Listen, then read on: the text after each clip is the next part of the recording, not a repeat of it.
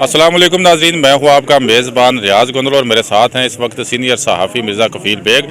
नाज़रीन, आज हम जेलम सिटी हाउसिंग सोसाइटी में मौजूद हैं, जहाँ पर डीलर्स एसोसिएशन के इलेक्शन जो है वो ज़ोरों शोर से जारी है। इस वक्त हम फेयर लाइन्स का जो कैंप ऑफिस है उसमें मौजूद हैं। मेरे साथ इस पैनल के जो सीनियर रहनुमा है, जो रूए रवां है, उमर मुश्ताक बरकर साहब, जो साबिक़ सदर हैं चैम्बर के, भी वो भी मेरे साथ मौजूद हैं। उनसे जानते हैं कि वो इस इलेक्शन के हवाले से और इस कैंपेन के हवाले से क्या कहते हैं।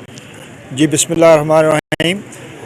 फेयर अलायंस जो मूवमेंट है, ये एक किस्म की हमारी नज़र में इलेक्शन तो ऑन द वे हमारे आया है, लेकिन मैंने है कि फेयर अलायंस इलेक्शन से पहले ही एक आवाज़ उठी थी डीलर हजरात और इन्वेस्टर के लिए कि अभी सिटी हाउसिंग में डेवलपमेंट का काम बिल्कुल रुका हुआ था, और फेयर अलायंस ने इस आवाज़ को उजागर किया, और ना सिर्फ उजागर किया बल्कि इसका इम्प्लीमेंट भी हुआ, जिससे मेजर अमर साहब ने फ़ंड रिलीज़ किए और डबल डी की जो डेवलपमेंट रुकी हुई थी उस पर काम शुरू हुआ।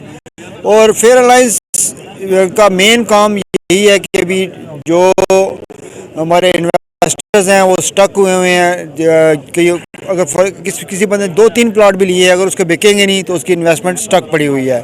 तो अल्हम्दुलिल्लाह लोग, इवन ना सिर्फ डीलर हमारा शुक्रगुजार है, इवन इन्वेस्टर भी हमें अप्रिशिएट कर रहे हैं। तो इस मोमेंटम को इंशाल्लाह हम कायम दायम रखेंगे, और ये इलेक्शन भी इंशाल्लाह जिस तरह हमारे वोटर्स हमारे सपोर्ट कर रहे हैं, मेरी नज़र में तो हम मोर देन 50% इस टाइम वोटर्स अपनी जेब में लेके बैठे हुए हैं। तो बाकी कुछ वोटर्स हैं वो अल्हम्दुलिल्लाह सामने आए हुए हैं, कुछ बिल्कुल वो कहते हैं जी हमने बिज़नेस करना है, लेकिन हम इंशाल्लाह आपको वोट देंगे। तो मेरी नज़र में हम दोनों वोटर्स का, जिस तरह वो सामने आए हैं, इवन जिन्होंने कमिटमेंट किया है, उन दोनों के हम बहुत ज़्यादा शुक्रगुजार हैं। मेरे साथ इस वक्त फेयर लाइन्स के जो अहम रहनुमा हैं कर्नल रिटायर्ड अशफाक साहब, उनसे जानते हैं कि कर्नल साहब, आप इस अपने ग्रुप के अगराज़ व मकासद जो है वो ज़रा हमें बता दीजिए। जी, अस्सलाम वालेकुम।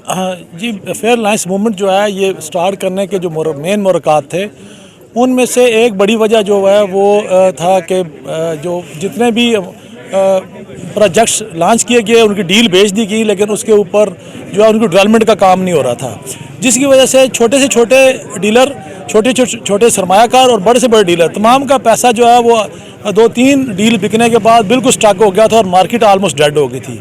दूसरा जो बड़ा वजह थी बनाने की, वो दिन ब दिन ये था कि बीच में कुछ ऐसे डीलर भाइयों ने भी कुछ ऐसे काम किए जिसकी वजह से जाली फाइलों का बिज़नेस भी हुआ, और बीच में कुछ प्लाट जो है डबल करके बेचे गए, जिसकी वजह से मार्केट में और पूरे शहर में सिटी हाउसिंग के जो डीलर्स हैं उनकी साख मुतासर हुई, और लोगों ने समझना और कहना शुरू कर दिया कि यहाँ शायद सारे नौसरबाज हैं, हालांकि वो हार्डली 2 या 4 थे, और उनकी वजह से सबका इमेज जो ख़राब हो रहा था। तीसरा जो है वो इमेज ख़राब हो रहा था कि जी जितनी भी डील बेची गई, फाइल्स भेज दी गई, लेकिन उनकी डेवलपमेंट ना होने से जो शहर के लोग हैं उनका सरमाया मुतासर हो गया। अगर उन्होंने घर बनाने की प्लानिंग की थी, उनका वो घर नहीं बन रहा था। अगर उन्होंने सोचा था कि 6 महीने, साल, 2 साल बाद हम बेचेंगे, वो बेच नहीं सकते थे, ट्रांसफ़र ओपन नहीं थी।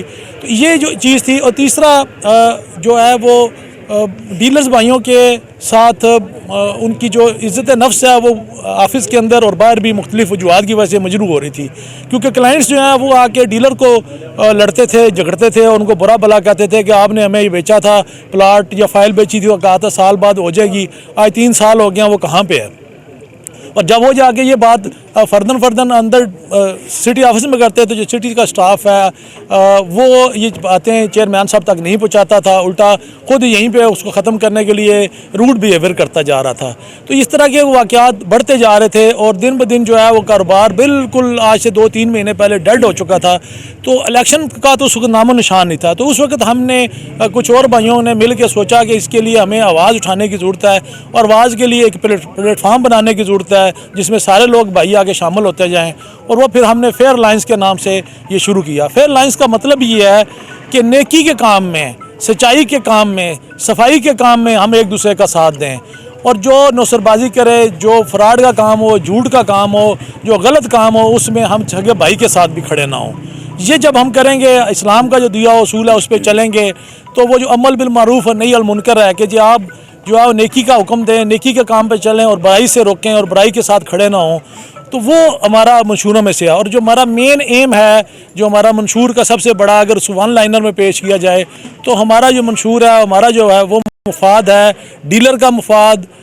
हमारे मंशूर का पहला पॉइंट यह है, डीलर का मुफाद, कस्टमर का मुफाद और सिटी हाउसिंग के बिज़नेस में इजाफा। जब उनके होगा इजाफा तो डेफिनेटली फिर डीलर्स के बिज़नेस में इजाफा होगा और फिर कस्टमर के भी बिज़नेस में इजाफा होगा अगर वो बेचना चाहेगा। और वो तभी होगा जब टाइमली डेवलपमेंट होगी और यहाँ से जो भी गलत काम है उनका खात्मा होगा।